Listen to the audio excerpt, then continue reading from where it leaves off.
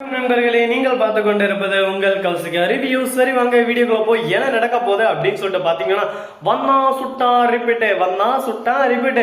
அது போலதாங்க நம்ம மல்லி வந்தாங்க, பிரச்சனையை சால்வ் பண்ணாங்க, திரும்ப போனாங்க. அந்த மாதிரி நடக்குமா அப்படின்னு சொல்லிட்டு பாத்தீங்கன்னா வாய்ப்பே இல்லைங்க. இனிமே வந்தாங்க, இருக்க போறாங்க. என்னடா சொல்ற அப்படின்னு சொல்லிட்டு பாத்தீங்கன்னா, கோயில உட்காந்து ரொம்பவே குழப்பத்துல உட்காந்து இருக்காரு. அப்போ ஒரு சாமியார் அங்க வராரு. உன் குழப்பத்துக்கு என்னமா காரணம்? உன் குழப்பம் ஆரம்பிச்ச இடம் எங்க? ஆரம்பிச்ச இடத்துல போய் தேடு. உன் குழப்பத்துக்கு விடையும் கிடைக்கும், குழப்பமும் தீரும் அப்படின்னு சொல்லிட்டு சொல்றாங்க. கொஞ்ச நேரம் சைலண்டா உட்கார்ந்து இருக்காங்க. அந்த ஹாஸ்பிட்டல் இருந்து தான் நம்மளுக்கு எல்லாமே ஆரம்பிச்சிச்சு.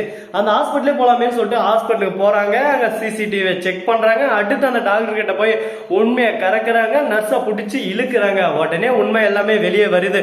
ஒன் பை ஒன்னா உண்மை அப்படி சும்மா டக்குன்னு வருது. கையெடுத்து கும்பிட்டு இந்த மாதிரி யாரு வாழ்க்கையும் பண்றதுங்க. என் வாழ்க்கை மாதிரி எல்லார் வாழ்க்கையும். ஒரு பொண்ணோட வாழ்க்கைன்றது எவ்வளோ புனிதமானதா? சாதாரணமா இந்த மாதிரி கொச்சப்படுத்திடுறீங்களே, அடுத்த செகண்ட் அவங்க வாழ்க்கை என்ன ஆகுன்னு கொடுத்து கொஞ்சமான யோசிச்சிங்களா? நீங்களும் ஒரு பொண்ணு தானே, ஒரு காசுக்காக ஆசைப்பட்டு இந்த மாதிரி எச்ச வேலையெல்லாம் செய்யலாமா சொல்லுங்க பார்க்கலாம் அப்படின்னு சொல்லிட்டு மல்லி அங்கேருந்து பேசிடுறாங்க. உடனே அங்க இருந்த நர்ஸும் டாக்டரும் என்ன மன்னிச்சிருமா, நான் தெரியாம அறியாம பண்ண தப்பு தான், இது தெரிஞ்சக்கட பண்ண தப்புன்னு வச்சுக்கலாம், இனிமே அந்த மாதிரி தப்பு நான் என்னைக்கே என் வாழ்க்கையில பண்ண மாட்டேன் அப்படின்னு சொல்லிட்டு காலில் விழுந்து மன்னிப்பு கேட்கறாங்க. அங்கிருந்து நம்ம மல்லி வீட்டுக்கு சரசரன்னு வராங்க. வந்து என்ட்ரன்ஸ் ஆகும்போது ராஜேஸ்வரியா ரஞ்சித் குறுக்க வந்து நின்று எங்கடி வந்தா ஓடுகாலி அப்படியே போயிடுறது, எதுக்கு திருப்பி வந்த? வீட்டுல இங்க நல்லா சாப்பிடுறது, வெளியே போய் நல்லா பண்றது, வந்து இங்க நல்ல பேர் வாங்குறது அப்படிதானே நீ அப்படின்னு சொல்ல வாயெல்லாம் கிழிச்சு போடும். இந்த மாதிரி பேசினீங்கன்னா தெரிஞ்சுக்கோ அப்படின்னு சொல்லிட்டு தவட மேல 2 பேருக்கு அட்டி விட்டு அந்த வீடியோவை காட்டுறாங்க. நீங்க பண்ண தப்புக்கு என்ன பலிகடாக்க பாருங்களா, உங்களை சும்மா விட மாட்டேன், இதை விஜய் கிட்ட காட்டி உங்களை உண்டுல ஒண்ணு பண்ணா விட மாட்டேன்னு சொல்லிட்டு சண்டை போட ஆரம்பிக்கிறாங்க. என்னடா சொல்ற?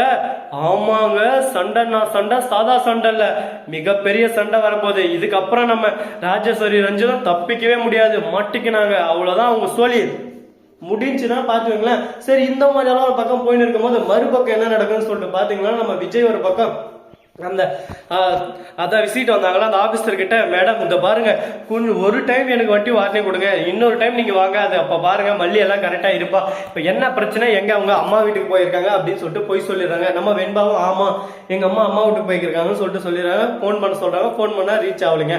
உடனே சரி ஓகே, இந்த டைம் நான் போறேன், நெக்ஸ்ட் டைம் நாளைக்கு வருவேன், அப்ப மல்லி இங்க இருக்கணும் இல்ல வச்சுக்கோ அப்படின்னு சொல்லிட்டு சொல்றாங்க. திடீர்னு கீழே வந்து பார்த்தோம்னா விஜய் இருக்க மல்லியை பார்த்தோம்னா மல்லியை ஓடி வந்து கட்டிப்பிடிச்சிடாரு. நான் மன்னிச்சிரு மல்லி அப்படின்னு சொல்லிட்டு, உங்களை மன்னிக்கிறது இருக்கட்டும், இப்போ உங்க காரியத்துக்கு பார்த்ததான் நீங்க வந்துப்பீங்கன்னு சொல்லிட்டு தெரியும், அந்த வீடியோ பாருங்கன்னு சொல்லிட்டு அந்த வீடியோ காட்டுறாங்க.